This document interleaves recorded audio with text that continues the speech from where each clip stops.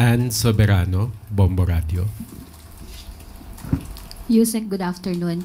Nagbukas na po ang 20th Congress and magsisimula na rin po after ng SONA, magsisimula na rin po yung budget deliberation. Si House Speaker Martin Romualdez at iba pang mga lawmakers is backing the calls to institutionalize a transparent budget process by opening bicameral deliberations to the public.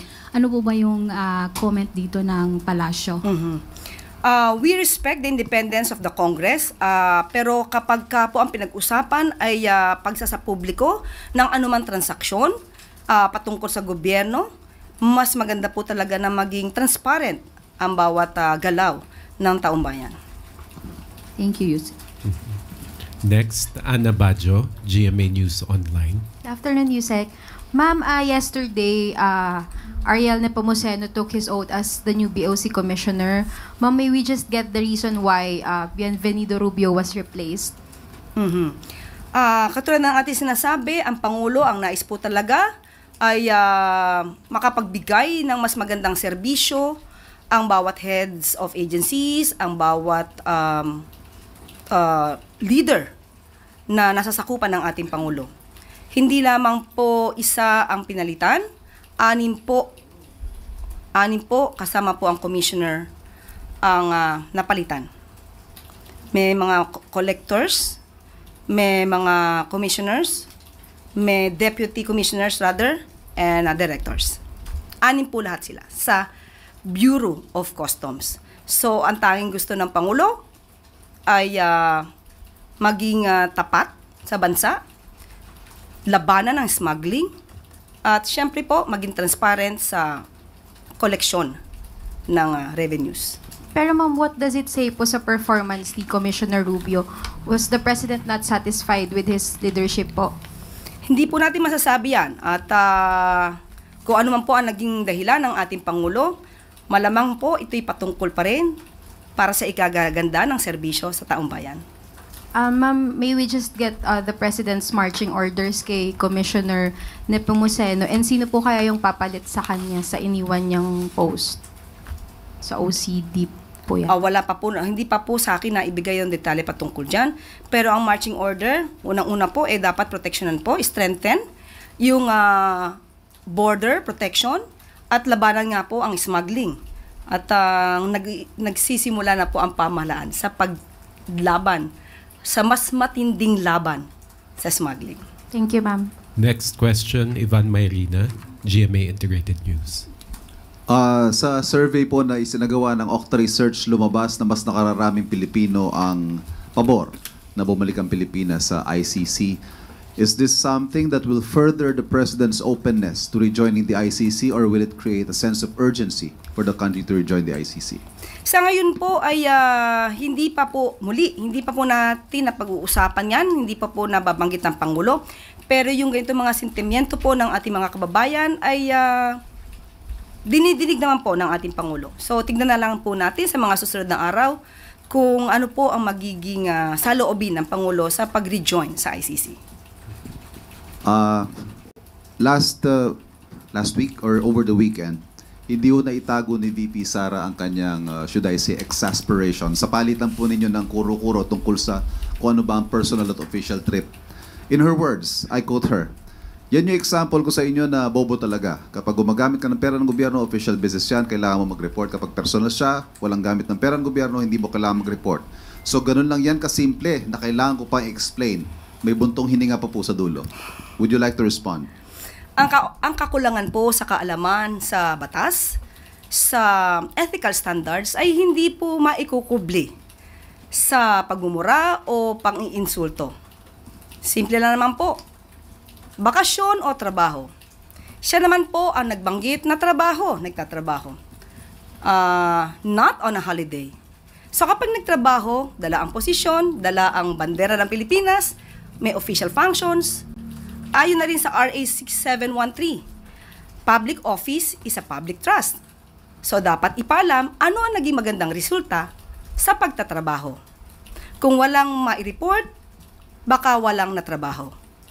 Ang Pangulo, focus sa trabaho. Kapag po siya man ay umaalis ng bansa, may dalang magandang balita. May magandang naging relasyon sa iba't ibang leaders. Isa dito ay ang pagsagip sa buhay ni Mary Jane Veloso dahil sa magandang relasyon sa Indonesia. Ang pagpapauwi, ang pagpapabalik ng dating mamabatas na si Arnulfo Teves. Pati na po ang mabilis na pababalik kay Alice Goo. At sa Japan, inaangat ang turismo ng Pilipinas. Yan po ang trabaho na dapat ipagmalaki kung talagang nagtrabaho. Katrina Domingo, ABS-CBN. Good afternoon, Undersecretary. Ma'am, just a follow-up question first on the BOC appointment. Does this mean that the former commissioner and the 6 other officials who were removed from their posts were tagged in anomalies within the agency? We cannot say that. We cannot say that. The only purpose of the President is there is a continuing performance evaluation. Everybody is on notice. Everybody is on probation. We have to work better for the country and for our fellow men, Filipino people. Okay, ma'am, on the Justice Secretary Jesus Crispin Remulla said yesterday in an interview na he has already relayed to the President his intentions to apply for the Ombudsman post, which will be vacated by mid this month. Ano po yung naging response ng Pangulo doon sa pagsabi ni Justice Secretary Remulla na he wants to vacate the DOJ to transfer to the Ombudsman? Wala pa pong nababanggit ang Pangulo kasi wala pa rin po yung shortlist na tatanggap ang Pangulo. So, hintayin na lang po natin kung ano po ang magiging pasya pag sa tamang panahon. But does Remulla have the blessing of the President to vacate the DOJ? Yan po naman ay kanyang pagpapasya kay SOJ Boying Remulla. So hanggang ngayon ay wala pa naman po, hindi pa po nababakante ang Department of Justice. So hintayin na lang po natin. Last follow-up question. Meaning, ma'am, hindi pa nagpe-prepare din ng backup shortlist ang Pangulo with regard to the possible replacement of Remulla should he be accepted by the JBC? Opo. As of now, wala pa po tayo nakukuhang detalye kasi wala pa rin pong short notice para po sa posisyon ng Ombudsman. Jean Mangaluz, philstar.com. Good afternoon. So the DBM is set to submit its budget to Congress, the proposed 2026 budget to Congress this month. So what can we expect, especially since very controversial yung budget natin for this year? Lagi naman po ang Pangulo, sabi nga po natin kung ano ang makakabuti sa mamamayan at para sa bansa.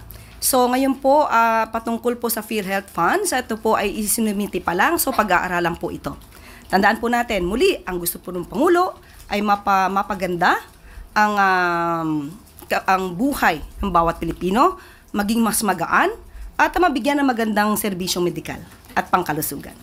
One quick follow-up. So intact po yung PhilHealth funds for in the 2026 budget sa proposed version? Ako po, sorry po, hindi ko po nakita. Tatanungin ko po ang Pangulo. Hindi ko po nakita as of now. Left Narciso, DZRH. Good afternoon, Yusek. Sabi po ng luwa, natapos na yung investigasyon nila. Kaugnay ng mga reklamo sa Prime Water, na isumite na po ba yung resulta ng investigasyon sa Malacanang at nabasa na ba ni Pangulong Marcos? Opo, nakatanggap na rin po tayo. Siguro nakalimutan ko lang pong dalhin. Ipapakita ko po sana sa inyo. Isang folder po siya, ang report, at 2 boxes ng Balikbayan boxes. Ganon karami. So, nabigyan po tayo ng kopya kahapon at nabigyan na rin po ang Office of the President at ito po'y aaralin at asahan niyo po na mabilisan pong aaralin to para sa mga consumers po ng Prime Water. Pagkatapos pong maaral, ano po kaya ang susunod na hakbang? Definitely, gagawa po tayo ng legal na aksyon. Aksyon na naaayon sa batas, at walang masasagasaan, pero dapat para sa taong bayan. Last question, Adrian Halili, Business World.